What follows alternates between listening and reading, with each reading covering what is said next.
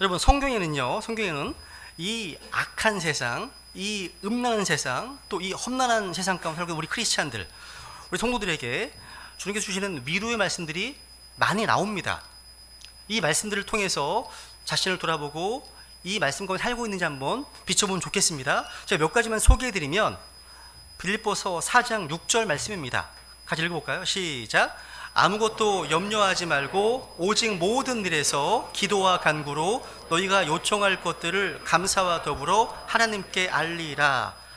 아무것도 염려하지 말라. 하나님의 명령입니다. 그러니까 다른 말로 하면 be careful for nothing. 아무것도 신경 쓰지 말라는 얘기입니다. 오늘날 신경성 질병들이 많죠. 목회자들은 신경성 위험들이 참 많습니다. 신경을 쓰면 쓸수록 몸과 마음이 지치고 망가집니다. 주님께서는 그래서 우리에게 아무것도 염려하지 말라고 명령하셨습니다. 그 대신 기도와 간구로 너희가 요청할 것들을 감사와 더불어 하나님께 알리라고 말씀하십니다. 이것은 우리가요, 어떤 일에 과도하게 스트레스를 받고 있는 지체들, 신경을 많이 쓰는 분들에게는 주님 주시는 좋은 해결책입니다. 이 말씀에 순종하는 겁니다. 순종하는 거예요. 여러분, 이 말씀을 누가 하시는지 한번 깊이 생각해 본다면, 아무것도 염려하지 말라, 아무것도 신경 쓰지 말라, 이 한 일에 대해서는 안심할 수 있습니다. 위로가 될 수 있다는 거 내 안에요. 위로. 이 말씀은 위대하신 창조주 하나님께서 주신 말씀이기 때문이라는 거죠. 또 요한복음 14장 1절에 보시면요, 너희는 마음에 근심하지 말라, 하나님을 믿고 또한 나를 믿으라 말씀하십니다. 성경은 또 근심하지 말라는 주님의 명령을 보게 됩니다. 오늘날 사람마다 근심거리가 없는 사람이 없습니다. 어떤 사람들은 자식 문제로 근심이 있고, 어떤 사람들은 배우자 문제로, 어떤 사람들은 건강 문제로, 어떤 사람들은 팬데믹으로 인한 경제 불황, 경기 침체, 인플레이션 이런 문제로 인해서 근심과 불안 가운데 거하기도 합니다. 그런데 주님께서는 우리 신자들이고 성경 신자들에게요, 근심하지 말라고 명령하십니다. 왜? 주님께서 우리에게 평안함을 주시기 때문입니다. 읽어볼까요? 아래 시작. 내가 너희에게 평안을 남기노니 곧 나의 평안을 너희에게 주노라.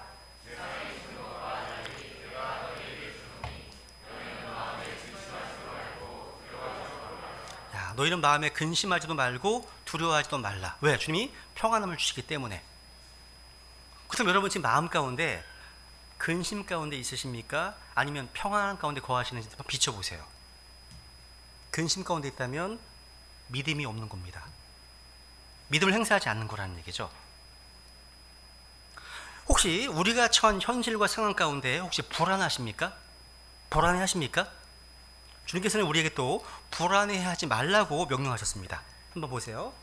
베드로서 14절에 보시면요, 그러나 너희가 의로 인하여 고난을 당하면 행복한 자니 그들이 두렵게 하는 것을 무서워하지도 말고 불안해하지도 말며 말씀하시네요. 앞으로 우리에게 다가올 고난으로 인해서 불안해하십니까? 성경은 불안해하지 말라고 말씀하시네요. 그러니까 고난, 박해, 어려움 이런 것들은요, 우리가 두려워해야 할 어떤 불안해야 할 대상이 아니라 우리가 기뻐해야 할 행복의 대상이라고 가르쳐주고 있습니다. 그 외에도 성경에는요, 뭐 초조해하지 말라, 또 뭐 두려워하지 말라, 뭐 흔들리지 말라, 낙심하지 말라 등등 주님 주시는 위로 말씀들이 굉장히 많이 나옵니다. 이런 말씀들이 우리 성경 신자들에게 위로가 되고 힘이 되는 거죠. 그죠? 근데 오늘 본문에 보시면요, 하나님의 말씀은요, 고난 중에 있는 자를 위로하시는 권능의 말씀을 보게 됩니다. 여러분, 고난은 시련과 역경, 또 환난과 우환을 의미합니다. 생각지도 않았던 어떤 괴롭고 고통스러운 일을 만나면 우리는 걱정하고 근심합니다. 또 낙담합니다. 또 좌절하고 절망하기도 합니다. 근데 시편 119편을 기록한 다윗은요, 심한 고난 중에 하나님의 말씀을 의지했습니다. 극심한 고통 가운데 하나님의 말씀이 그를 위로하시고 그를 살리셨다고 고백하고 있습니다. 그럼 다시 읽습니다. 시작. 나의 고난 중에 이것이 내 위로가 되었사오니 주의 말씀이 나를 살리셨나이다. 여러분, 고난은 고통스럽습니다. 우리를 위기 가운데 몰아넣기도 합니다. 잘못하면 멸망할 수도 있습니다. 시편 기자는 그걸 알았습니다. 고난 가운데 멸망할 수도 있었지만 주님의 그 말씀이 그의 기쁨이 되어서 멸망하지 않고 후생했다고 증언합니다. 읽습니다. 시작. 주의 법이 나의 기쁨이 되지 아니하였더라면 내가 나의 고난 중에 멸망하였으리이다. 생각해 보십시오. 고난은요, 우리가 불러들인 것이 아닙니다. 고난을 원하는 사람들이 누가 있겠습니까? 갑자기 임한 거예요. 시편 기자는요, 근심과 고통이 불현도 자기를 붙잡았다고 말합니다. 근심과 고통이 나를 붙잡았사오나 주의 명령들은 나의 기쁨이니이다. 그러니까 이 시편 기자는 어떻게 이런 근심과 고통을 이겨냈을까요? 바로 하나님의 말씀이 기쁨이 되므로 그 말씀을 통해서 이겨낸 겁니다. 여러분, 고난에도요, 크기가 있어요. 어떤 고난은 작게 느껴지는 반면 또 다른 고난은 아주 심하게 임합니다. 시편 110편을 기록한 이 다윗은요, 아주 심한 고난 가운데 주님의 말씀에 따라서 자신이 살아나게 해달라고, 자신을 건져달라고 기도했습니다. 내가 심히 고난을 당하오니 오 주여 주의 말씀에 따라 나를 살리소서. 내가 주의 법을 잊지 아니하오니 내 고난을 깊이 살피시고 나를 건지소서. 여러분, 고난은요, 폭풍우와 같아요. 어쩔 수 없이 맞이해야 되는 겁니다. 폭풍우가 지나가기까지 견뎌야 됩니다. 그때 필요한 것이 위로입니다. 위로예요, 위로. 시편 기자는요, 하나님이 하신 그 말씀을 기억하면서 스스로 위로받았습니다. 같이 읽어볼까요? 아래 시작. 오 주여, 내가 옛적에 주께서 행하신 판단들을 기억하고 내 자신을 위로하였나이다 되었네요. 위로란 뭡니까? 괴로움과 슬픔을 달래주는 겁니다. 괴로움과 슬픔, 근심을 달래서 마음 편하게 해주는 거죠. 또 위로는요, 한마디로 희망을 주는 겁니다. 고난 저편의 밝은 미래를 보게 하는 겁니다. 그러니까 지금의 고난이 끝이 아니라 새로운 시작이라고 말해주는 겁니다. 고난 속에 담긴 하나님의 은혜와 복을 보게 하는 거라는 거죠. 그래서 다른 말로 위로는 뭐냐? 다른 말로 눈을 열어주는 것이라고 할 수 있습니다. 따라해보세요. 위로란 눈을 열어주는 것이다. 그러니까 고난 때문에 감아버린 눈을 열어 빛을 제공하는 것이 위로입니다. 여러분, 고난이 극심해지면요, 어둠 가운데 빠집니다. 그래서 원망하고 불평하고 분노하기도 합니다. 근데 그런 마음에도요, 주님의 말씀들이 임하면 빛이 임하고 눈이 열려서 깨닫게 됩니다. 그래서 시편 130절입니다. 읽습니다. 시작. 주의 말씀들이 들어오면 빛을 주며 이 빛이 단순한 자에게 명철을 주나이다. 이 말씀을 지금 다윗이 처한 현실을 좀 생각하면서 묵상해 보세요. 다윗이 고난 가운데 있습니다. 극심한 고난 가운데 있어요. 여러분, 고난이 문제가 아니에요. 고난에 대한 성경적인 의미를 깨닫지 못하는 것이 문제라는 겁니다.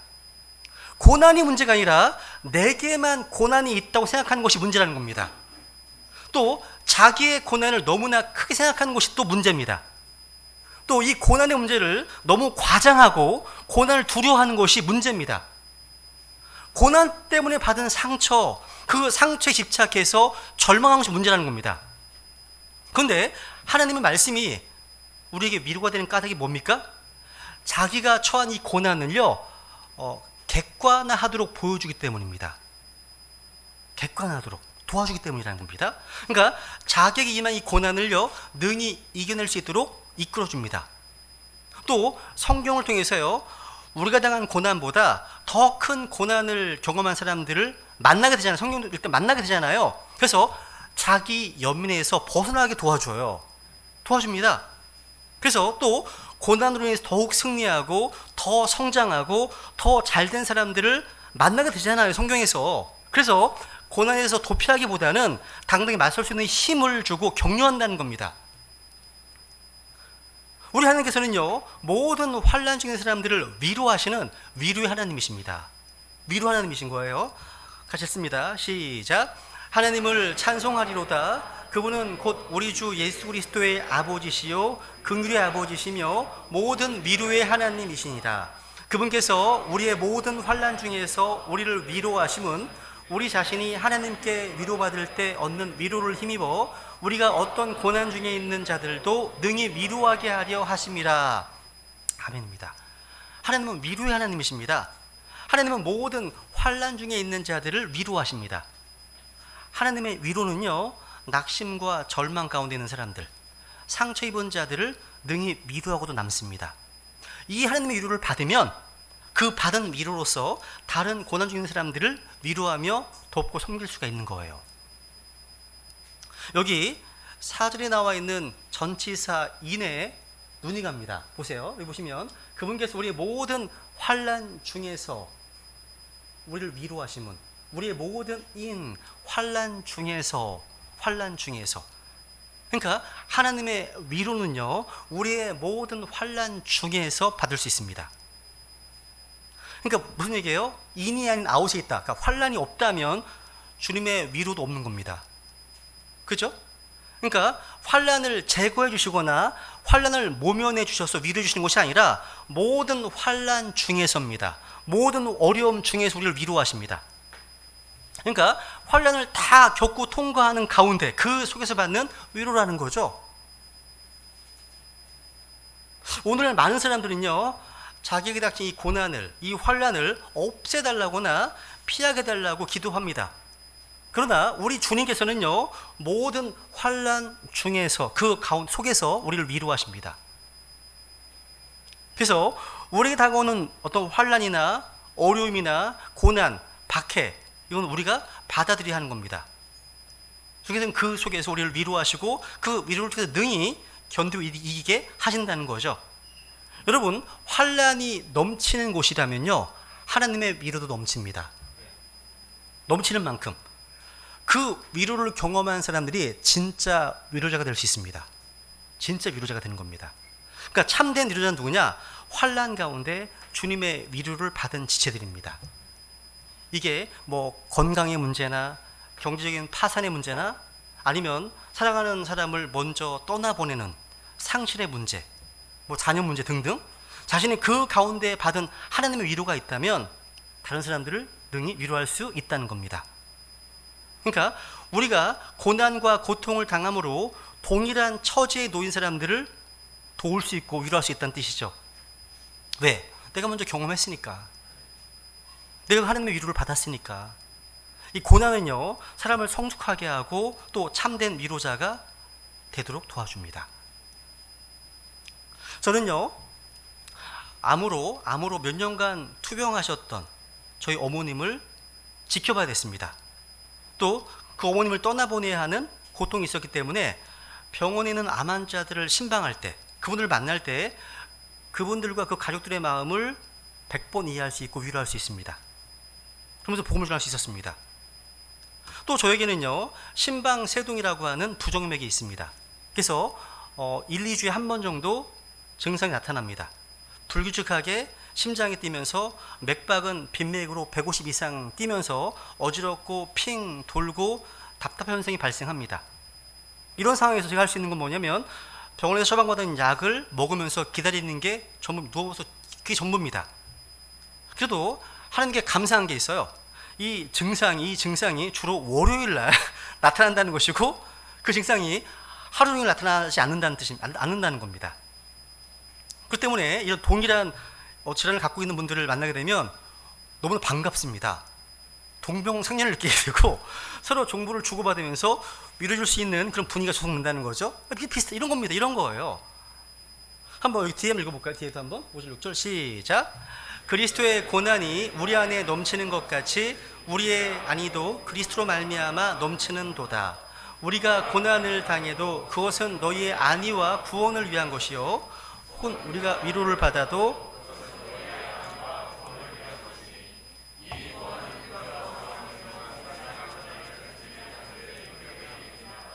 너희에 대한 우리의 소망이 굳건함은 너희가 고난에 참여하는 자가 된 것 같이 아니해도 그러할 줄을 알기 때문이다.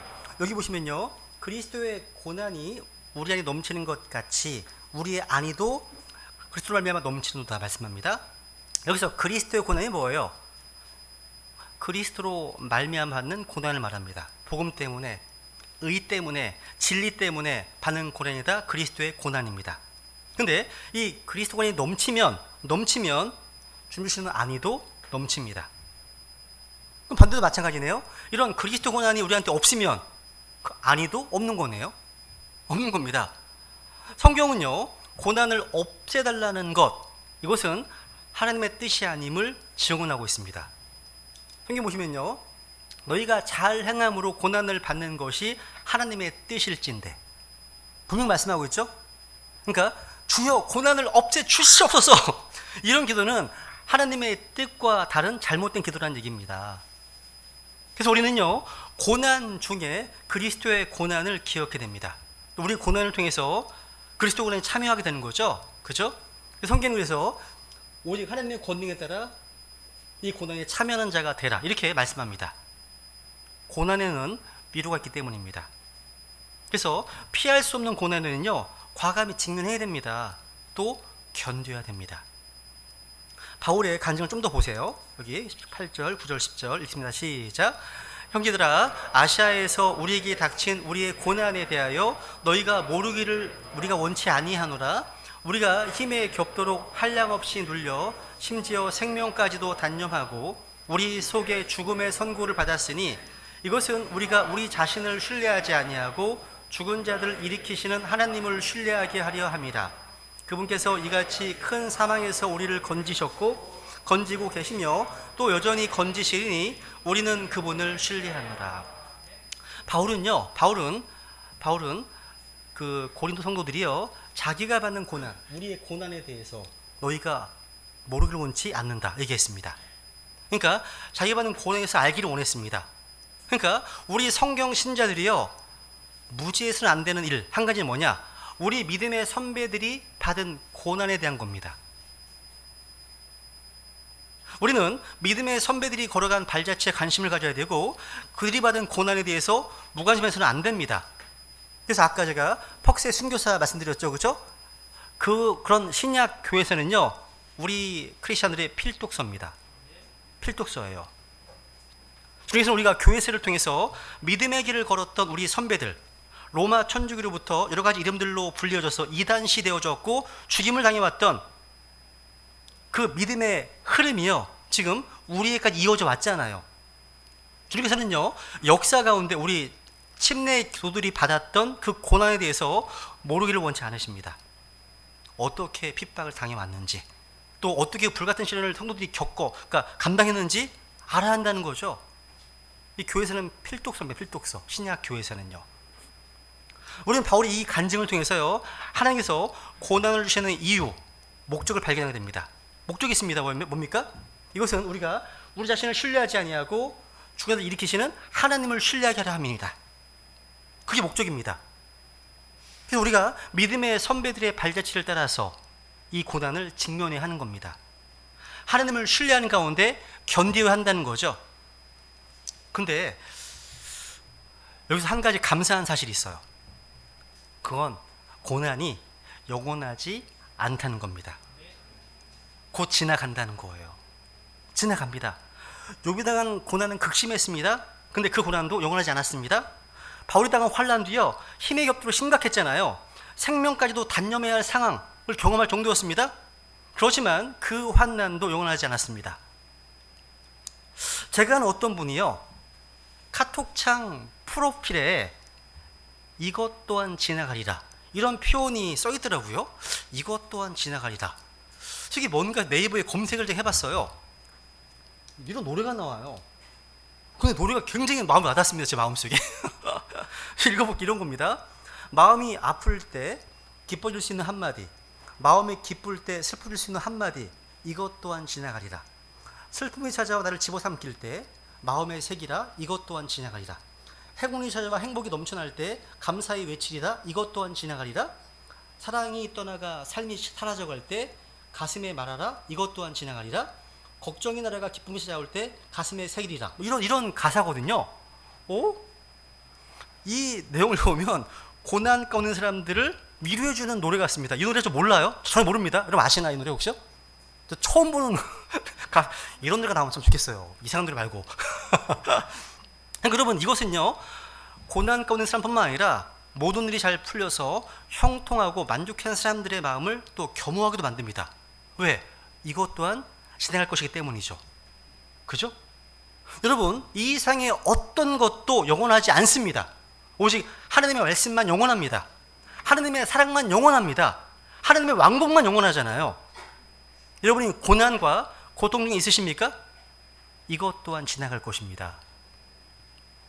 또한 우리 하나님은요, 상한 갈대 같은 사람을 위로하십니다. 성경은 인간을요, 상한 갈대와 꺼져가는 심지에 비유합니다.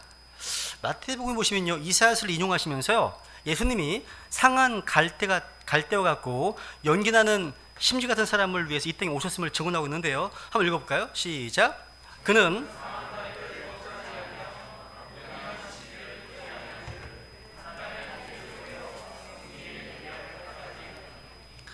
상한 갈대, 또 연기나는 심지. 여러분, 갈대는 강해요, 연약해요? 연약합니다. 갈대는요, 쉽게 흔들립니다. 연약한 갈대가 상처를 입어서 상한 갈대가 되었습니다. 마찬가지로 우리 인간은요, 연약해서 쉽게 상처를 입습니다. 상처가 나면 뭔가 흠이 생깁니다. 하나님은 인간에게 얼마나 상처가 많은지 아십니다. 하나님은 상한 갈대 같은 우리를 위로하신다는 거죠. 여러분, 오늘날 우리가 사는 이 시대는요, 제가 보기엔 병든 사회입니다. 한마디로 미친 사회라고 진단할 수 있습니다. 그래서 사람들 만나보면 마음에 상처가 없는 사람들이 없습니다. 서로 상처를 주고받습니다. 가족에게 상처를 받고, 직장에서 받고, 학교에서 받습니다. 교회에서 서로 상처를 주고받습니다. 우리 다 알고 있는 문제들 아닙니까? 그죠? 그런데 우리 주님께서 이 땅에 오신 목적 가운데 하나가 뭡니까? 바로 마음이 상한 자를 고치러 오셨다고 말씀하십니다. 누가복음 4장 18절에 보시면 그분께서 나를 보내신 것은 마음이 상한 자들을 고치며, 이게 오신 목적 중에 하나입니다. 예수님은 우리의 상한 마음을 고치시는 분이십니다. 출애굽기 15장에 보시면 주님께서는 자신을 가리켜서 나는 너를 치유하는 주니라 말씀하셨습니다. 우리는 매일 매순간 주님의 치유를 경험할 수 있습니다. 그러니까 영의 상함, 또 마음의 상함은 언제든지 치유가 가능해요. 저는 우리 베다니 가족들 모두가 건강한 영, 건전한 생각의 영을 지닌 자 되기를 원합니다. 그러기 위해서 필요한 것이 뭡니까? 바로 이 말씀입니다. 말씀. 성경은 권능의 말씀이고 생명의 말씀이고 위로의 말씀입니다. 또 치유의 말씀이기 때문에 그렇습니다. 이 말씀은요, 약한 자를 일으켜 세울 뿐만 아니라 마음이 상한 자들에게 위로와 힘을 줍니다. 이 말씀이 우리 마음에 들어오면 빛이 임하고 생명이 임하고 치유가 임한다는 거죠. 그래서 시편 107편 20절을 보시면 아주 유명한 말씀이 있습니다. 읽겠습니다. 시작. 자신의 말씀을 보내어 그들을 고치시며 멸망들에서 그들을 고치셨도다 되었네요. 주께서는 자신의 말씀을 보내심으로 고난 가운데 있는 자들을 고치시고 멸망에서 건지십니다. 여러분, 이 말씀해 주는 위로는요 세상 친구들이나 부모님이나 이런 분들이 주는 위로와 차원이 다릅니다. 차원이 달라요. 하나님 말씀은 위로의 말씀입니다. 이 말씀에 꾸준히 거하시면 우리 안에 있는 슬픔이나 낙심이나 절망이나 뭔가 공허함, 허무함 이런 것들은요 다 안개처럼 사라지는 겁니다. 그래서 평상시에 하나님의 말씀을 읽고 듣고 마음에 많이 간직하고 계속 되새김질 하다 보면 참된 위로와 힘을 얻게 된다는 거죠. 이 말씀을 통해서 건강한 영, 건강한 마인드의 소유자가 된다는 겁니다. 저는 위로에 대한 말씀을 묵상할 때마다 떠오르는 성경의 인물들이 있어요. 그 중에 제일 먼저 떠오르는 사람이 있다면 나오미와 룻입니다. 나오미는요 남편과 두 아들을 잃었습니다. 룻은 남편을 잃었습니다. 젊은 나이에 과부가 되었죠. 그 슬픈 현실을 이렇게 성경은 이렇게 기록하고 있습니다. 볼게요. 한번 시작. 나오미의 남편 엘리멜렉이 죽고 나오미가 그녀의 두 아들이 남았더라. 그들이 하나의 이름은 오르바요 다른 하나의 이름은 룻이더라. 그들이 거기서 10년쯤 거하였을 때 말론과 기럨 두 사람도 다 죽고 그 여인은 자기의 두 아들과 남편의 뒤에 남았더라. 와, 사랑하는 사람을 떠나보내는 상실의 고통, 이건 가장 소중한 것을 잃어버리시는 아픔이라고 할 수 있습니다. 이 고통은 이루 말할 수가 없죠. 물론 이 상실의 고통을 이미 겪은 사람이라면 그 고통을 알기 때문에 잘 위로할 수 있을 겁니다.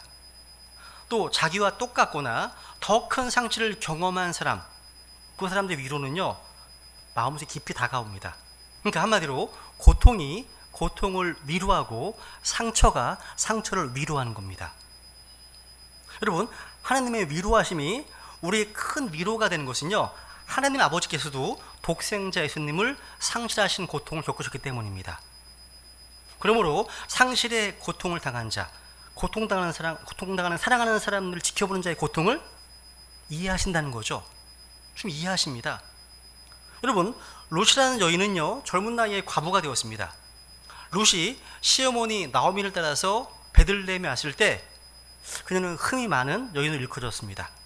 룻은 과부였습니다. 가난했습니다. 모압에서 온 이방 여인이었습니다. 그 당시 율법에 의하면요, 모압 사람은요, 주님의 회중에 들어올 수가 없었습니다. 이스라엘 백성들은요, 모압 사람과 상종하기를 꺼렸습니다. 그런데 이 흠이 있는 여인을요, 위로해 준 사람이 있었습니다. 보아스였습니다. 룻이 이삭을 주우러 나갔다가 보아스의 눈에 띄는 거죠. 보아스가 룻을 긍휼히 줘서 그녀를 보호해 줍니다. 그리고 마실 물을 공급해 주는 거죠. 그때 룻이요, 보아스의 품 은혜에 감격하면서 이렇게 감사를 표합니다. 10절에 보시면요, 이에 그녀가 땅에 얼굴을 대고 엎드려 절하며 그에게 이르되 나는 타국인이온데 어찌하여 당신의 은혜를 입게 하시며 나를 알아주시나이까 하매. 이 말을 들은 보아스가 룻을 위로해 줍니다. 읽어보세요. 한번 시작. 보아스가 그녀에게 대답하여 이르되 내 남편이 죽은 뒤에 내가 내 시어머니에게 행한 모든 것과 또 내가 내 아버지와 어머니와 모국을 떠나서 지금까지 알지 못하던 백성에게로 온 일을 내가 분명히 보았느니라. 주께서 내가 행한 일에 보답해 주시기를 원하며 주 이스라엘의 하나님께서 자신의 날개 아래로 의지하러 온 내게 충분히 보상해 주시기를 원하노라 하거늘. 그때 그녀가 이르되 내 주여, 내가 당신의 눈앞에서 호의를 얻기 원하나이다. 내가 당신의 여종들 중에 하나와도 같지 못하오나 당신이 나를 위로하시고 당신의 여종에게 친절히 말씀하셨나이다 하니라. 와, 보아스는요, 룻이 과부가 된 것을 압니다. 하지만 그런 사실보다 룻이 행한 선한 행실에 초점을 맞춰 위로합니다. 그러니까 룻이 모압 땅을 떠나서 믿음의 결단을 한 사실을 칭찬합니다.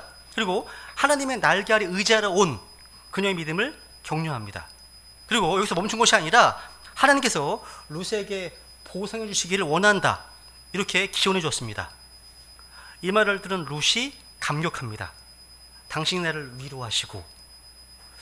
한번 생각해 보세요. 여기서 생각해 보세요. 그럼 보아스가 어떻게 룻을 이렇게 위로할 수 있었을까요? 그건요, 보아스의 어머니 창녀 라합 때문이었을 겁니다. 상상해 보세요. 자기 어머니도 흠이 있는 여인이었습니다. 창녀였습니다. 가난한 여인, 즉 이방 여인이었습니다. 보아스는요, 창녀 라합의 아들로 성장하면서 아마도 많은 아픔과 상처를 받았을 거예요. 그런 연고인지는 몰라도 보아스는 나이가 들었지만 혼자 살고 있었습니다. 이스라엘 사람들이 이방 여인인 창녀 라합의 아들에게 딸 주기를 싫어했는지도 몰라요. 또 이스라엘 여인들이요, 보아스와 결혼하기를 꺼렸는지 모릅니다. 근데 그런 보아스 앞에 자기의 처지와 똑같은 한 여인이 등장한 거예요. 그래서 보아스는 깊이 위로할 수 있었습니다. 그러니까 이 보아스의 위로가요, 룻의 가슴을 파고들었습니다. 마치 룻의 상처를 치유할 만큼 강력한 위로였다는 거죠. 보아스는 룻을 통해서 어머니의 아픔을, 자기 아픔을 새삼 떠올렸을 겁니다. 그 아픔을 다시금 느끼면서 룻을 위로했다는 거죠. 이 과정을 통해서 룻이 치유되기 시작합니다. 우리 또한 보아스처럼요, 서로가 서로에게 참된 위로자가 돼야 돼요. 따라해서 서로 위로하라. 제가 앞에서도 말씀드렸지만요, 우리 주님께서는요, 고난 중에 있는 어떤 위로받은 성도들을 사용하셔서 같은 고난 가운데 있는 성도를 위로해 주십니다.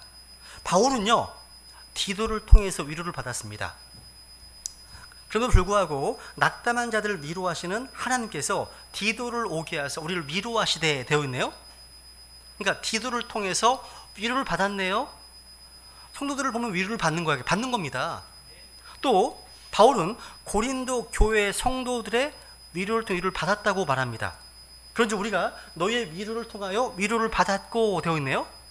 바울은 디도를 통해서 위로를 받았고 고린도 성도들의 위로를 통해 위로를 받았다고 증언합니다. 저 또한 낙심할 때마다, 뭐가 낙심이 될 때마다 어딘가 들려오는 전화 한 통의 어떤 메시지나 간증, 이걸 통해서 적잖은 위로를 받습니다. 호주에 있는 지체들의 모임을 통해서 그 지체들이 말씀으로 세워지고 있다, 이걸 통해서 위로를 받게 되고, 또 얼마 전에는 다른 지역에서 사역하시는 한 사역자분께서 저희가 유튜브 영상을 자신의 성도들과 함께 나누시면서 서로의 믿음을 세워주고 계심을, 그런 소식을 전해주셨을 때 나와 같은 믿음을 갖고 계신 분들이 곳곳에 있구나 하는 생각이 드니까 큰 위로가 되었습니다. 우리 배달 가족들 역시 서로가 서로에게 힘이 되고 위로를 주는 성도들이 되어야 한다는 겁니다. 여러분, 고난을 당한 욥에게는요, 함께하는 친구들이 있었습니다. 근데 욥은 그들에게 전혀 위로를 받지 못했습니다. 너희는 다 형편없는 위로자로구나. 위로하러 왔는데 도리어 찔러 잡고 마음을 아프게 하는 거예요. 형편없는 위로자죠. 우리는 사랑 안에서 진리를 말해야 됩니다. 우리가 예수 그리스도의 그 마음, 심장을 품고 함께 울고 함께 기뻐해야 되는 겁니다. 진짜 위로자가 돼야 되잖아요. 그래서 성경의 데살로니가서 5장 11절에 보시면 읽어볼까요? 시작. 그러므로 너희가 지금 하고 있는 것 같이 너희끼리 함께 위로하고 서로를 세우라. 너희끼리 함께 위로하고 서로를 세우라. 그러니까 성도들이 서로를 뭔가 무너뜨리는 자가 되지 않고, 헐뜯는 자가 되지 않고, 비난하는 자가 되지 않고 주의 말씀으로 서로를 위로해야 한다는 겁니다. 그러므로 이 말씀으로 서로 위로하라 말씀하시네요. 우리는 서로에게 형편없는 위로자가 아니라 참된 위로자가 되어야 한다는 사실, 이 말씀들로 서로 위로하라, 말씀들로 성경에는 위로의 권능이 있습니다. 로마서 15장 4절 시작. 무엇이든지 전에 기록된 것은 우리의 배움을 위하여 기록되었으니 이것은 우리가 성경 기록들이 주는 인내와 위로를 통해 소망을 가지게 하려 함이니이다. 여러분, 성경 기록들이 주는 인내와 위로가 있습니다. 성경이 기록된 이 말씀들은요, 위로자 성령님께서 우리에게 주시는 위로의 말씀들입니다. 그 말씀들로 가득 차 있습니다. 그래서 낙심 가운데 있는 성도들 마음속에 이 말씀이 임하면 이 말씀을 통해 주어진 이 위로는요, 무엇과도 비교할 수가 없습니다. 성경의 말씀은 위로의 말씀으로 네 모든 사람을 위로하는 말씀이라는 거죠. 그죠? 이 말씀들로, 다시 보세요. 이 말씀들로 서로 위로하라. 서로 위로하라. 우리는 사람인지라, 그죠? 다 사람이잖아요. 사람을 통해 상처를 받습니다. 또 사람을 통해서 위로를 받습니다. 사람을 통해서 또 힘을 얻기도 합니다. 그죠? 주님께서는요, 그 당시 환난 가운데 있는 데살로니가 성도들에게 이 말씀들로 서로 위로하라고 하셨습니다. 우리도 마찬가지예요. 지치고 힘든 혼들을 위로해 줘야 됩니다. 세워줘야 됩니다. 무엇으로 세워주고 무엇으로 위로해 줍니까? 바로 주님의 말씀입니다. 이 말씀들로 서로 위로하라. 제가 여쭤볼게요. 그러면 여러분은요, 누군가에게 위로를 받고 위로해 준 적이 있으십니까? 아니면 다른 지체들로부터 상처받은 기억은 무척 많은데, 너무 많은데 위로와 힘을 받은 기억은 별로 없으세요? 전자가 많습니까? 후자가 많습니까? 아마 전자가 많으신 것 같아요. 그러면 한번 반대로 생각해 보세요. 반대로 누군가 나를 통해서 위로를 받았다는 분들이 많으세요? 아니면 나로 인해 상처받았다는 분들이 더 많으십니까? 이렇게 한번 돌아보시면 좋겠습니다.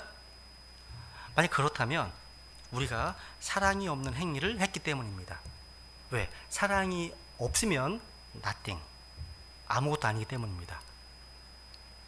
우리는 진리를 말하되 사랑 안에서 해야 됩니다. 여러분, 진리의 지식은요, 덕 위에 절제 아래 두어야 됩니다.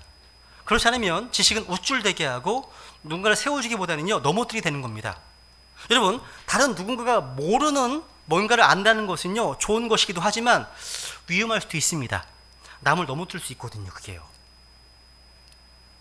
그렇다고 우리가요, 교리적 지식, 영적 지식을 폄하하거나 쓸데없는 것이라고 말하지 않습니다. 필요합니다. 중요합니다. 근데 그 지식이 덕 위에 세워져야 되고 절제 아래 통제받지 않으면 문제가 된다는 겁니다. 이게요. 성경을 많이 읽었습니다. 여러 주석서를 독파했습니다. 엄청난 지식을 쌓았습니다. 이런 분들이요, 교회에서 아무도 세워주지 못하고 형제들의 믿음을 무너뜨리고 파괴하는 일들을요, 과거에 많이 보고 들었기 때문에 그렇습니다. 이게 왜 그럴까요? 지식의 문제가 있는 게 아니에요. 사랑이 없는 지식이기 때문에 그렇습니다. 그래서 사랑장 읽어볼까요? 시작. 내가 사랑하는 언어들과 천사들의 언어들로 말할지라도 사랑이 없으면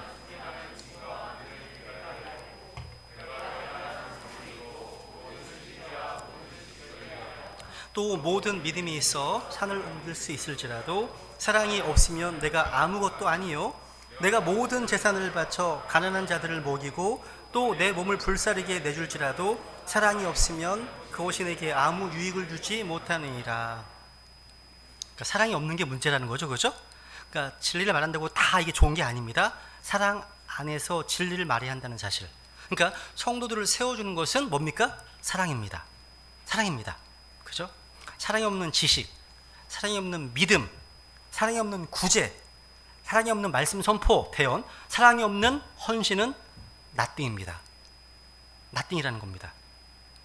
이제 말씀의 결론을 맺겠습니다. 여러분, 고난이 찾아오면 말씀을 읽으십시오.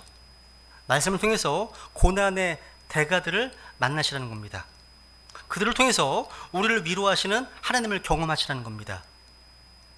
저는 고난을 통과할 때마다 주의 말씀에 더 집중하고 이 말씀 속으로 들어가려고 합니다.